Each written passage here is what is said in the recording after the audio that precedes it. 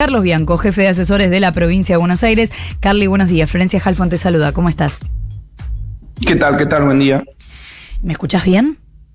Sí. Excelente. Quiero empezar por preguntarte algo que me llamó la atención, que escuché ayer, una lectura sobre el discurso de Kicillof en la apertura de sesiones que yo no había tenido, y te quiero preguntar si a lo mejor yo leí mal, pero capaz que había algo de intención en eso.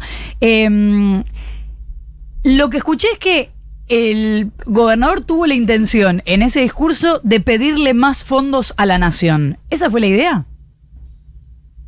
No, mira, no fue la idea particular de ese discurso. Es algo que el gobernador, más allá de pedir o no pedir, viene planteando desde el comienzo de su gestión, inclusive antes, desde la campaña, la necesidad de más fondos para la provincia de Buenos Aires. En tanto, la provincia representa aproximadamente el 40% de todo lo que pasa en la Argentina, lo bueno y lo malo, ¿no? La producción, las exportaciones, la generación de valor, pero también tenemos el 60% de los indigentes del país, el 55% de los pobres del país están sobre todo en los núcleos urbanos de la provincia de Buenos Aires, y lo que siempre planteó el gobernador es que se necesitan reforzar los recursos si se quiere cambiar ese problema estructural. Solamente recibiendo el 22% de la coparticipación o montos equivalentes al 22% de la coparticipación es muy difícil solucionar esos problemas, y de hecho agradeció al gobierno nacional por haber recuperado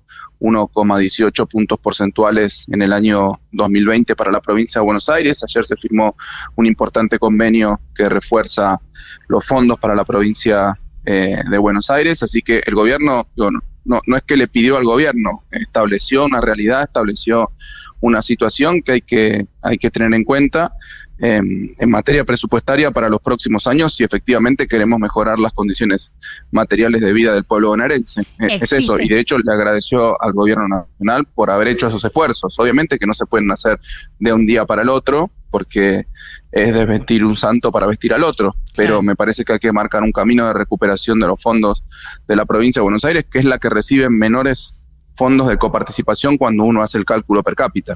¿Y existe tal proceso para lograr que se llegue ahí? Existe, por eso te comentaba que comenzó en el año 2020 con la devolución de 1,18 puntos porcentuales a la provincia, que se habían dado irregularmente a la Ciudad Autónoma de Buenos Aires. Eso recuerdo, y todavía está en debate, sí. Pero no, existe con los convenios que se firmaron ayer para reforzar en 75.000 millones aproximadamente los fondos para la provincia de Buenos Aires. Corresponde. Bien. Existe y corresponde. Respecto del planteo del plan 6x6, esta idea de que los últimos 6 años fueron una complicación y que los próximos 6 años serán de recuperación, ¿incluye en los próximos 6 años un segundo mandato de Axel Kicillof? No necesariamente. Lo que nosotros planteamos, y como siempre se le reclama a los poderes ejecutivos, es que se establezcan políticas de Estado. Siempre todo el arco político, el periodismo siempre se llena la boca diciendo hay que establecer políticas de Estado en el gobierno nacional, en las provincias, etcétera.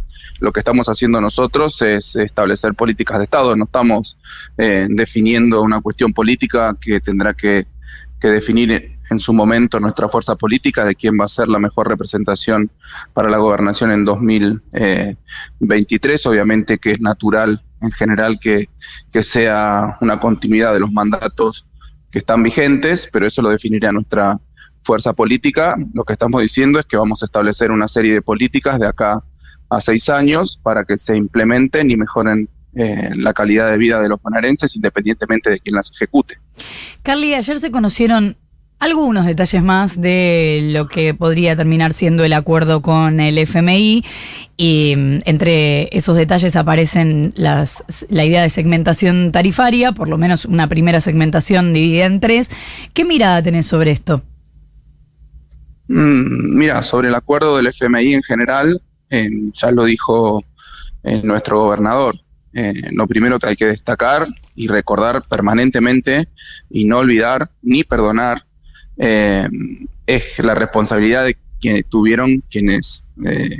fueron los responsables justamente de hacer efectivo este crédito, que son básicamente Macri y el propio Fondo Monetario Internacional, inclusive violando sus estatutos, y obviamente Macri como consecuencia de una política económica de endeudamiento y fuga que llevó adelante a partir de 2015, que fracasó rotundamente a principios del 2018 porque encontró una economía totalmente desendeudada, como dijo su ministro de Economía Duhovne, totalmente desendeudada, avanzó en un endeudamiento con los mercados absolutamente irresponsable, y cuando los mercados ya no le prestaron más dinero al país, más dólares al país, tuvo que acudir al fondo a pedir el préstamo más grande de la historia del fondo y más grande de la historia de la Argentina. Eso es de lo que hoy se tiene que hacer cargo el gobierno nacional peronista, como siempre han hecho los gobiernos peronistas con el endeudamiento que tomaron las fuerzas de derecha históricamente en la Argentina, y encontrarle la mejor solución posible, que no quiere decir que sea una situación grata, ni cómoda, ni positiva para la Argentina. Me parece que lo que se está tratando de evitar es una catástrofe mayor que ocurriría en nuestro país si la economía va al default. ¿Y te parece o incurre en demoras con el Fondo Monetario Internacional? En ese sentido se trabajó en el mejor acuerdo posible.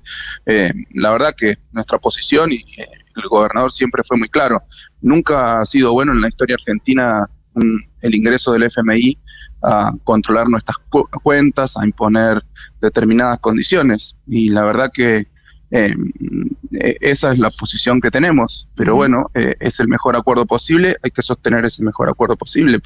O sea, ¿estás de acuerdo con que este es el mejor acuerdo posible? Que no solo se Mira, yo no conozco la letra chica, lo que dicen, y la verdad que no la he visto aún. Lo que digo yo es que hay determinadas cuestiones que son cualitativamente mejores que otros acuerdos que otros muy malos acuerdos que se han firmado en el pasado. Buenos días, Carlos. Delfina Torres Cabreros te saluda. En los últimos días vimos mucho fuego interno dentro del Frente de Todos vinculado al acuerdo con el FMI. Incluso ayer la Cámpora difundió un video con un discurso, recuperando un discurso de Néstor Kirchner muy crítico con todos los acuerdos que ha cerrado la Argentina con el FMI y sus efectos. ¿Qué actitud te parece que va a tener la Cámpora finalmente al momento de votar? Mira, no lo sé. La verdad que no lo sé. Yo ayer por la tarde vi ese video, y que ese video creo que no implica una crítica al gobierno nacional. Es lo que dijo probablemente uno de los mayores dirigentes y referentes del peronismo de los últimos 40 o 50 años respecto de una realidad, que es la que acabo de decir yo además, y que creo que nadie podría estar en contra dentro del peronismo, empezando por la histórica definición de Juan Domingo Perón en el año 55 de no ingresar al Fondo Monetario Internacional. Nadie podría estar en contra de una declaración de un dirigente peronista que diga que ingresar al Fondo Monetario es una buena noticia. Nunca lo ha sido. Yo he estudiado bastante concienzudamente los acuerdos con el fondo y lo que se observa de esos acuerdos históricos, ¿no? Desde el primer stand-by en el año 56 hasta la fecha, es que siempre que estuvimos bajo acuerdos con el fondo, el desempeño de la economía argentina, las condiciones sociales de la Argentina fueron peores que cuando estuvimos fuera del fondo. El problema es que ahora no tenemos opción porque Macri nos metió en una trampa. Nos metió en un acuerdo con el fondo, con una deuda impagable de la que ahora nos tenemos que hacer cargo. Y bueno, no hay soluciones buenas en este marco, no hay nada para festejar. Lo que se está definiendo es que es lo menos peor, lo menos peor. Y Carlos, en los últimos días también se hicieron varias comparaciones entre el conurbano bonaerense y otras ciudades del mundo. Por ejemplo, Santilli lo comparó con Kiev y Federico Andajasi habló del barrio de Cristina, de Tolosa, como el barrio de Putin, también muy similar. ¿Qué piensa de este tipo de comparaciones? Bueno, yo soy de Quilmes. Que sería como que más o menos. Sí, no sé. Hace poco me acuerdo que habían dicho que el conurbano era África también. También.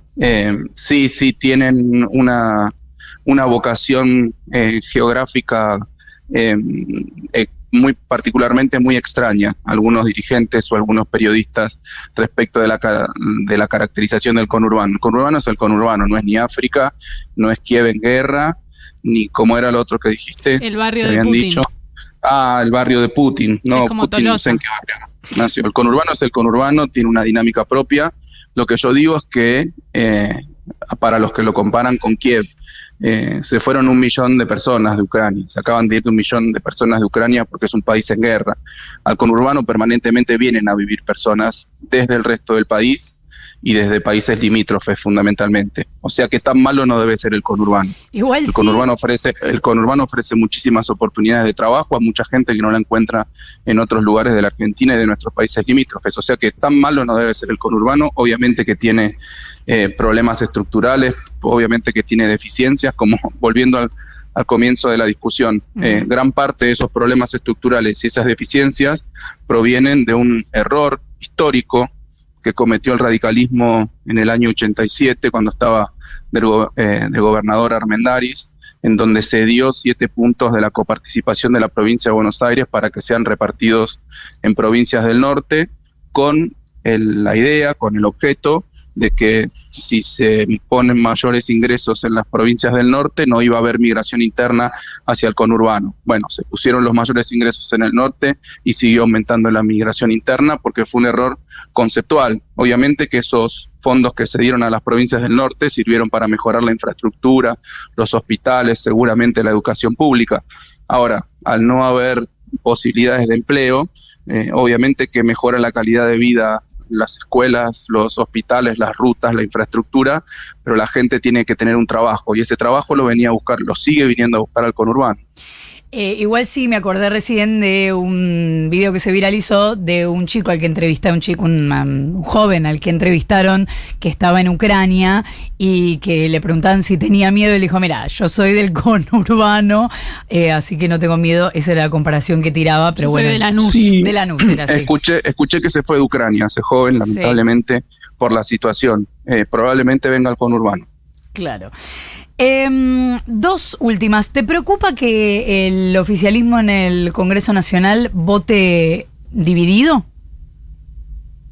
Mira, son definiciones que va a tener que tomar las distintas facciones de nuestra fuerza política.